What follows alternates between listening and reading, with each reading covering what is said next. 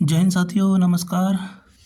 तो आज हम बात करेंगे उत्तर प्रदेश पुलिस के जी के जीएस प्रैक्टिस सेट की। तो रोज़ RW चैनल पर जो मॉक टेस्ट हो चल रहे हैं मिनी मॉक, आज हम उनमें से 15 अप्रैल 2026 के मॉक का एनालिसिस करने वाले हैं। ठीक है दोस्तों, जिसमें हमारे 38 क्वेश्चन होंगे और जिसमें हमें 13 मिनट का टाइम दिया गया है और जो केवल 76 नंबर के होते हैं।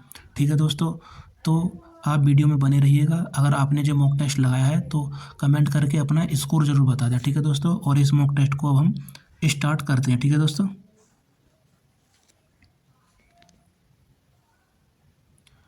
क्वेश्चन नंबर 1 आ चुका है गाइस। क्वेश्चन नंबर पहला कहता है, जहां राज्य विधानमंडल का केवल एक सदनीय विधानमंडल होता है उसे किस नाम से जाना जाता है। यानी जहां सिर्फ एक सदन होता है, एक सदनीय होता है, यानी वो द्विसदनीय नहीं होता। तो दोस्तों आपको पता है उसे हम कहते हैं, एक मिनट, उसे हम हमेशा विधानसभा के नाम से जानते हैं। ठीक है दोस्तों, तो इस प्रश्न का राइट आंसर क्या हो जाएगा? Option number D. ठीक है दोस्तों, प्रश्न अगला। प्रश्न कह रहा है, सभी प्राकृतिक भूकंप कहाँ आते हैं? तो जितने भी हमारे प्राकृतिक भूकंप होते हैं वो हमेशा स्थल मंडल में आते हैं। Question next. क्वेश्चन नंबर 3 कह रहा है, विश्व व्यापार संगठन जो अब गेट के स्थान पर है का मुख्यालय कहाँ स्थित है? दोस्तों आपको पता है कि WTO का हेडक्वार्टर पहले भी जिनेवा में था और वर्तमान जो गेट हो गया उसका अभी भी हेडक्वार्टर जिनेवा में है। ठीक है दोस्तों, तो इसका राइट आंसर हो जाएगा जिनेवा, स्विट्जरलैंड। ठीक है दोस्तों, क्वेश्चन नेक्स्ट की ओर चलते हैं। नेक्स्ट क्या कहता है? क्वेश्चन नंबर 4 कहता है, बिंबिसार किस वंश के राजा थे? तो बिंबिसार जो थे वो हमेशा हमारे हर्यक वंश के शासक थे। ठीक है दोस्तों, क्वेश्चन अगला। संयुक्त प्रांत राजस्व अधिकारी विनियम निम्नलिखित में से किस वर्ष पारित किया गया था? तो संयुक्त राजस्व अधिकारी जो विनियम था हमारा, ये 1803 में पारित किया गया था। तो यहाँ राइट आंसर हो जाएगा option C. Question number 6। Question number 6 कह रहा है दोस्तों, भारत में म्यूचुअल फंड उद्योग को किस संगठन द्वारा विनियमित किया जाता है? क्या नीति आयोग और इसके द्वारा किया था, IFCL के द्वारा, या सेबी और RBI के द्वारा किया था, या फिर IRDA और FCI द्वारा किया था, या CDB और वाणिज्य मंत्रालय के द्वारा किया जाता है? तो इसका जो आंसर है वो सेबी और RBI के द्वारा किया जाता है। Question next. भारतीय संविधान के अनुसार निम्न में से कौन सा मूल कर्तव्य नहीं है? यानी ये पूछ रहा है हमारा कौन सा मूल कर्तव्य नहीं है। सार्वजनिक संपत्ति की सुरक्षा करना, ये तो हमारा मूल कर्तव्य है। भाई एवं चारे की भावना को बढ़ाना, ये भी हमारा मूल कर्तव्य है।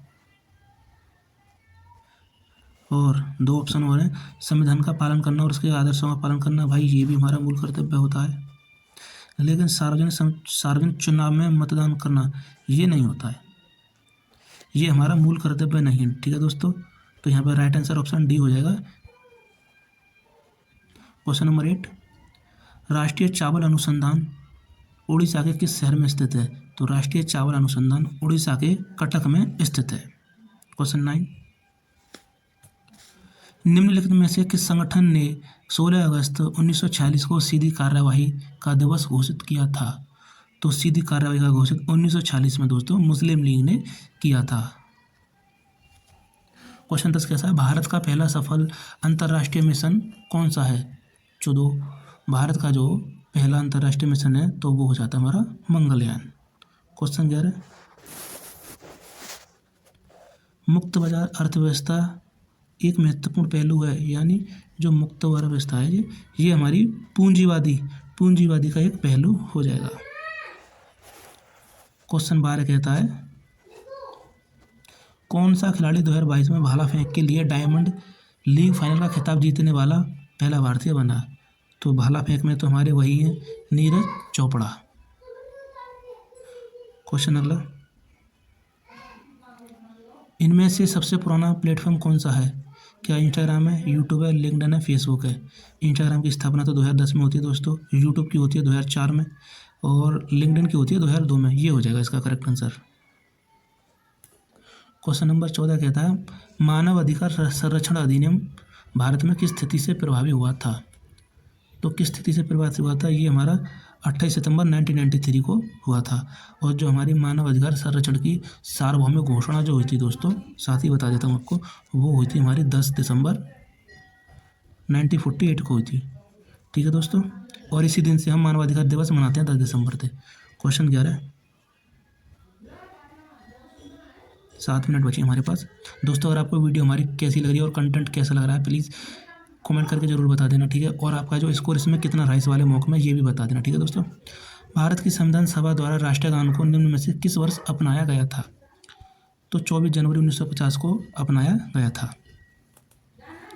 क्वेश्चन 16 कहता है सौर मंडल के बाहर सीरियस नामक चमकीले तारे को हम क्या कहते हैं, कैट स्टार, डॉग स्टार, या फॉक्स स्टार, या लायन स्टार।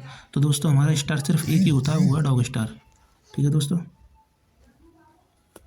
क्वेश्चन नंबर 17, निम्न में से किस शासक ने 2.5 दिन का झोंपड़ा मस्जिद का निर्माण कराया था। तो 2.5 दिन का झोंपड़े का जो निर्माण कराया था वो हमारे कुतुबुद्दीन ऐबक ने कराया था, जो दिल्ली शासन का पहला शासक था। ठीक है दोस्तों। क्वेश्चन 18 कहता है निम्नलिखित में से कौन भारतीय वस्तु एवं सेवा कर का परिषद का भाग नहीं है, यानी जीएसटी के कौन भाग नहीं होते हैं, ये प्रश्न ये कह रहा है।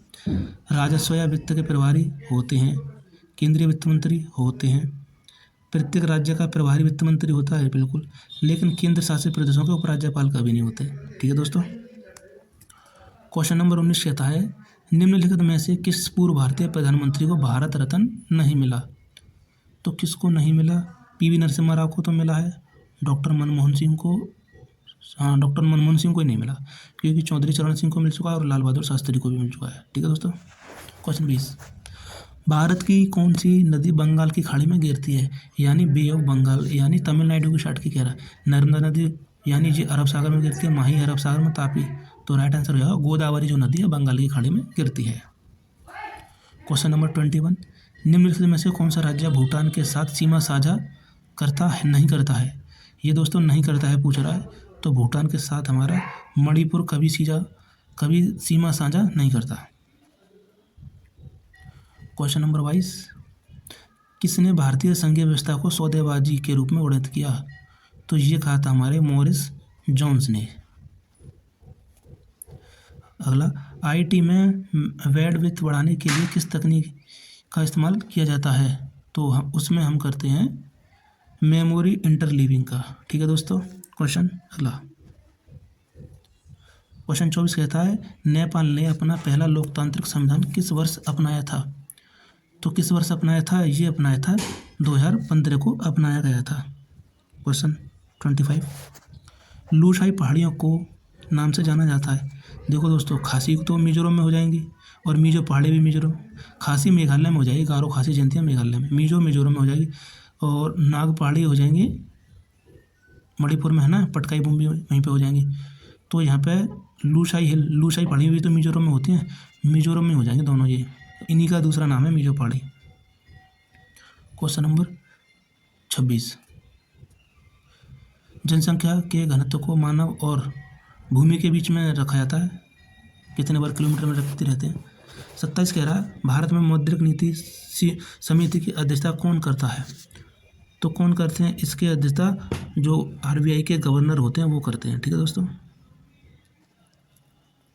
क्वेश्चन नंबर 28 कहता है दूरी बढ़ाने पर किसी चालक में दी जाने वाली धारा द्वारा उत्पन्न चुंबकीय क्षेत्र क्या होता है। तो वो दोस्तों हमेशा माइनस में रहता है, यानी घट जाता है।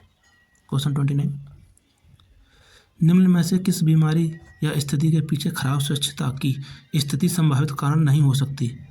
तो संभावित कारण नहीं हो सकती, यानी पीछे खराब स्वच्छता के ये तो गठिया हो सकता है, बाकी सब तो ठीक है। क्वेश्चन नंबर 30, मानव मस्तिष्क का कौन सा भाग सीधी रेखा में चलने के लिए उत्तरदायी होता है।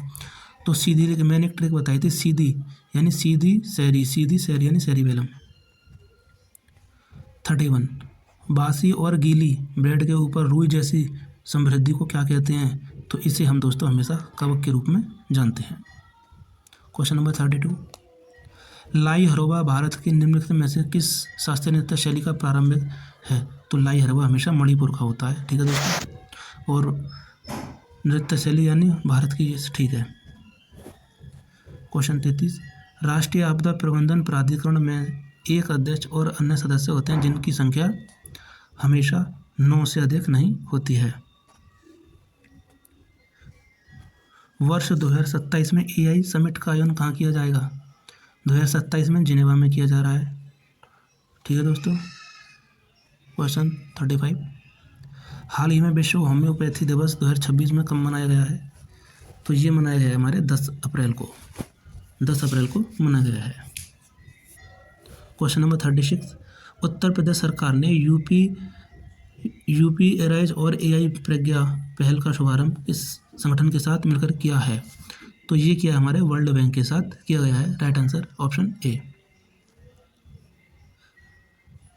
क्वेश्चन नंबर 37 कह रहा है दोस्तों, अगस्त 2025 में केंद्रीय गृह मंत्रालय ने उत्तर प्रदेश के शाहजहाँपुर जिले के किस कस्बे का नाम बदलकर परशुरामपुरी कर दिया है?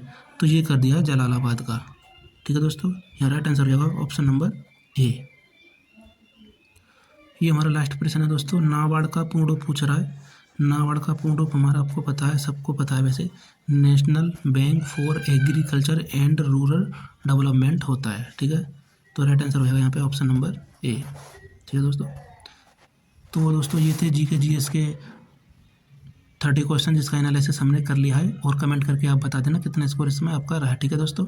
इसे हम सबमिट कर देते हैं। अगर आप रिजल्ट देखना चाहते हैं हमारा तो देख सकते हैं।